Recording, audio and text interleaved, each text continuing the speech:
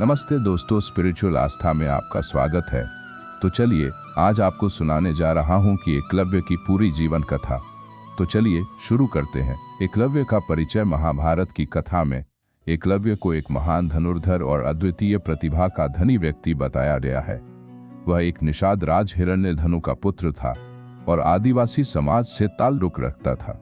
एकलव्य का जन्म एक ऐसे परिवार में हुआ था जो राजकुमारों और उच्च कुलीन लोगों के समाज से भिन्न था। फिर भी उसके मन में एक महान धनुर्धर बनने की प्रबल इच्छा थी।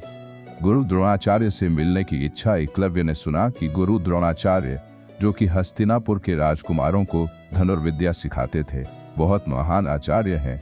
एकलव्य भी उनसे धनुर्विद्या सीखना चाहता था।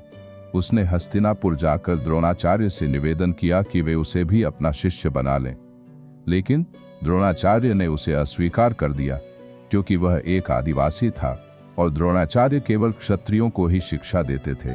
स्वयंभू गुरुकुल द्रोणाचार्य द्वारा अस्वीकार किए जाने पर भी एकलव्य निराश नहीं हुआ।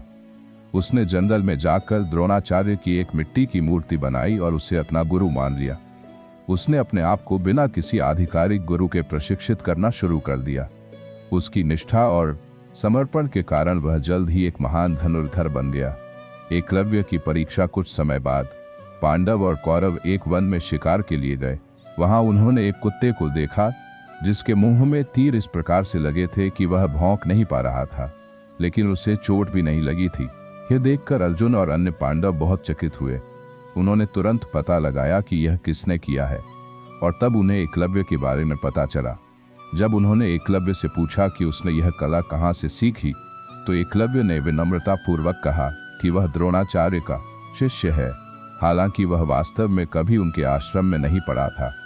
गुरु दक्षिणा की मांग जब द्रोणाचार्य ने सुना कि एकलव्य खुद को उनका शिष्य मानता है, तो उन्होंने एकलव्य से गुरु दक्षिणा मांगी। द्रोणाचार्य को यह चिंता थी कि यदि एकलव्य इतना कुशल धनुर्धर है तो अर्जुन का स्थान सर्वश्रेष्ठ धनुर्धर के रूप में खतरे में पड़ सकता है। इसलिए द्रोणाचार्य ने एकलव्य से उसका दाहिना अंगूठा गुरु दक्षिणा के रूप में मांगा। यह मांग किसी भी धनुर्धर के लिए अत्यंत कठिन और अप्रत्याशित थी, क्योंकि बिना अंगूठे के धनुष चलाना लगभग असंभव हो जाता है। एकलव्य का बलिदान। एकलव्य ने बिना किसी हिचकिचाहट के अपना दाहिना अंगूठा काटकर गुरु द्रोणाचार्य को समर्पित कर दिया। इस प्रकार उसने अपनी गुरु भक्ति और निष्ठा का अप्रतिम उदाहरण प्रस्तुत किया।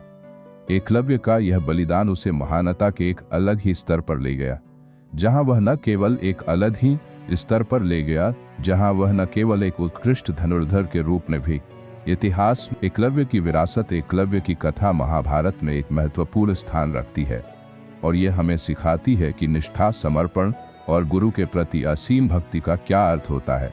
एकलव्य ने अपनी सीमाओं के बावजूद अपनी मेहनत और लगन से वह सब कुछ हासिल किया जो उसने सोचा था।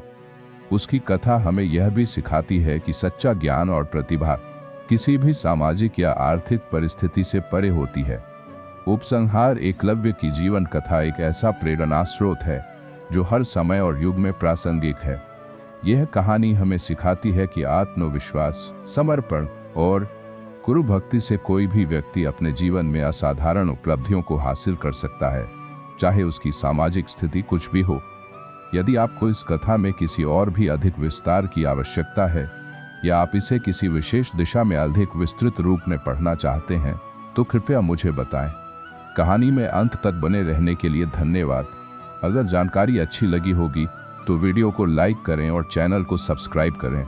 ऐसे ही रोमांचक कहानी सुनने के लिए धन्यवाद।